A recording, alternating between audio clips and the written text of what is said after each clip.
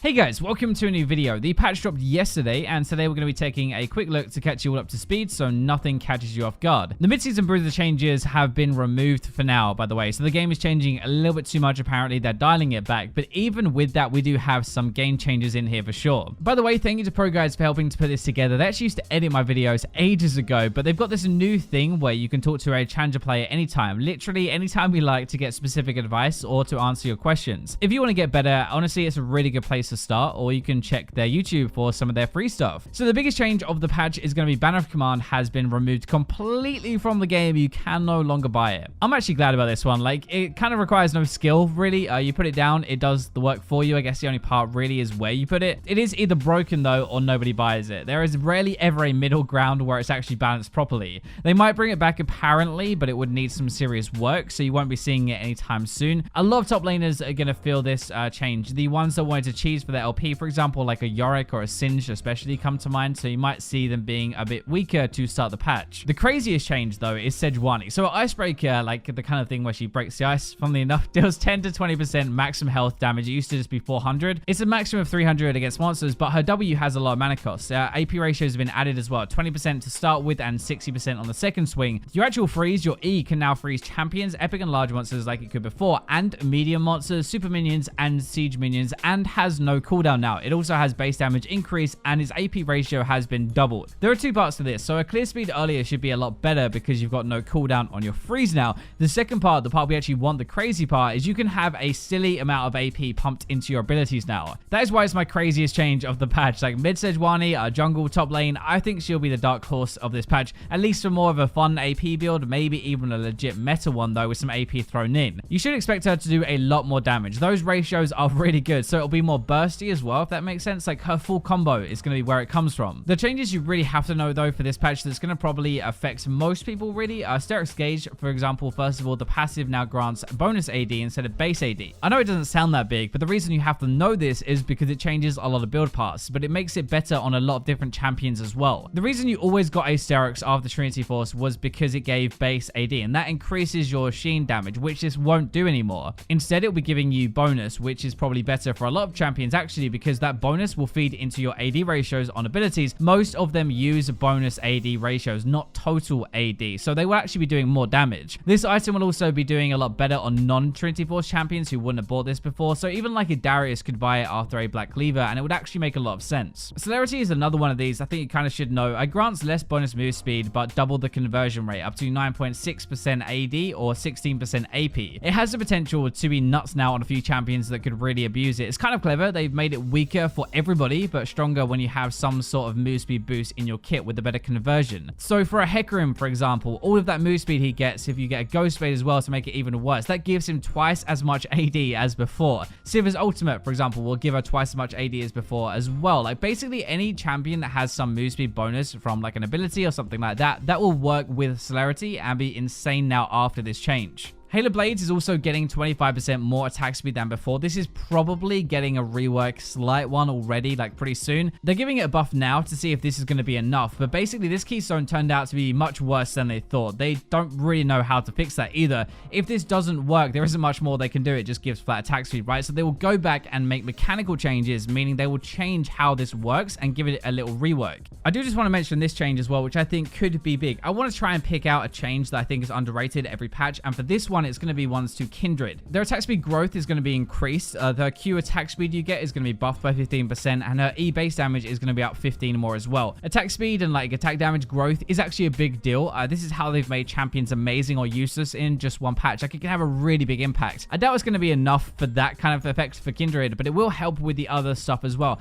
I don't even think Kindred is that bad right now, but she definitely takes a little bit more skill to play. We could really see her in a few more games and do pretty well in 8.12 though. The big change to this patch though, after we had the bruiser stuff removed, is the shield nerfs to a lot of the big champions. They are trying to make these champions take more skill, shorter shield windows, so timing is really important, and also give more counterplay when you play against them, so you wait for the shield to fall off and then you go in, rather than just trying to burst through it every game. The big thing is that shield strength for the amount that's going to shield is very similar, but it's just a lot shorter. Janna is going to have a shield decay over the duration. Now it's different to the others because it gives a damage boost with the AD on there as well, so they had to treat it a bit differently. chipping away at it will be a bit better, but you can wait for like half the duration now and the shield will be easier to take down, if that makes sense. It will definitely make shield timing a bit more important because you have the damage on there as well. Use it as they dive in, right, rather than before and then they dive in. The next three are all basically very similar, like Karma, Lulu, and Orianna. All their shields are going down to 2.5 seconds. That's worse for Lulu because it started at 6 actually.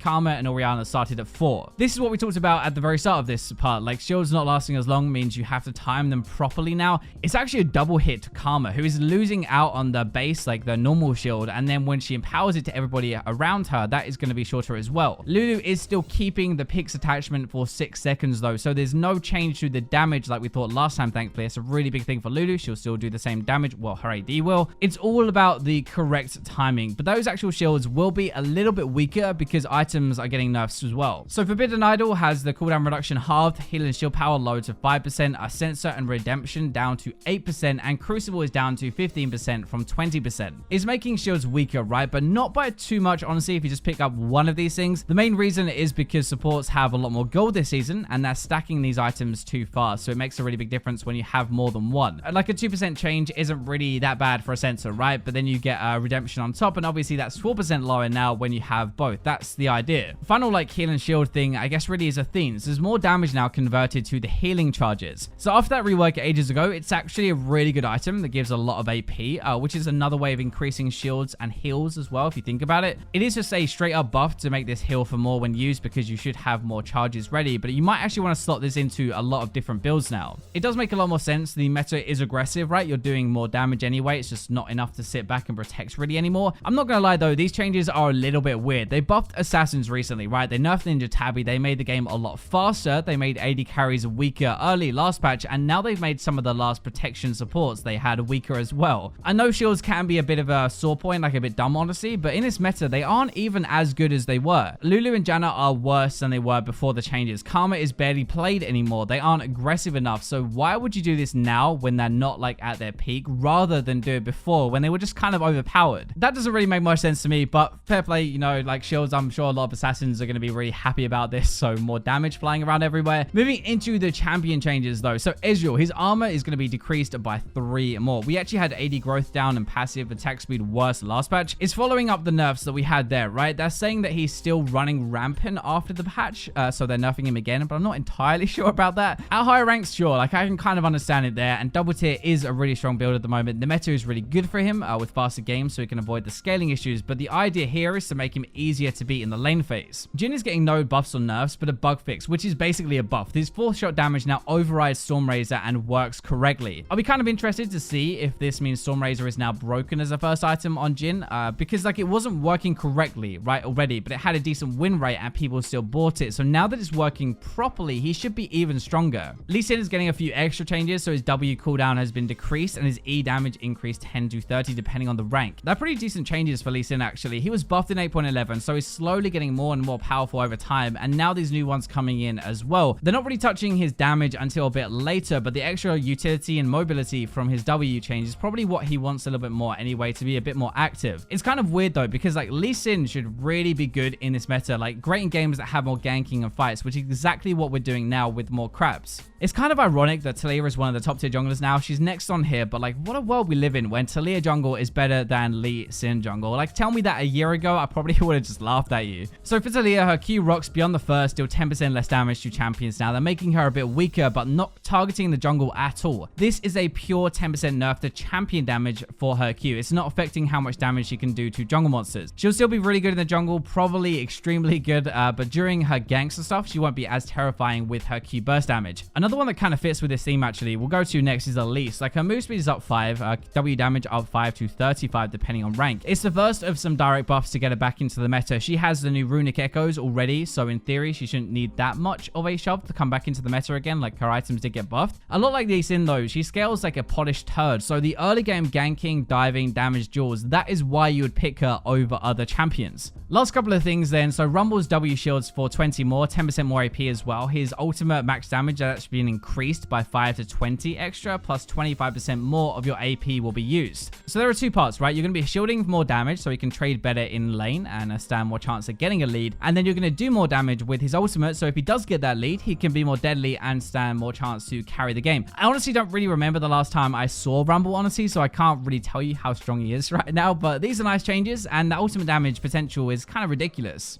Yorick we've kind of touched on a little bit already with the steric stuff. So like his Q cooldown is going to be decreased by 1 second rank 5. But we have these sterics nerfed to sheen damage and pushing power, which will hurt Yorick a lot. Banner has also been removed, which was part of his mid-game strategy really outside of damage. Set that up with his ultimate and just like kind of push down the lane. Getting hit by both of these at the same time is why he is getting a buff. But it's definitely going to make him a lot weaker. I can't see that balancing out. Finally then we have a change to Poppy. So her passive cooldown has been lowered mid to late game. Her Q cooldown lowered by 1 second. And AD ratio up 10% for both parts. I haven't really seen Poppy that much again recently. Tanks aren't exactly in the meta right now when damage is flying around everywhere. They seem to be giving every tank champion just a little bit more damage though, right? Like telling them to stop building full tank, get a bit of damage first and play them that way. It isn't that bad though. You can use your Q more often and it's going to do more damage every single time. So like your dual power is definitely going to be up. So that is going to wrap up with the patch this time around. Not as big as normal, but nothing should catch you off guard when you hop into your games. Thank you for watching, but for now, I'll leave you with the robots.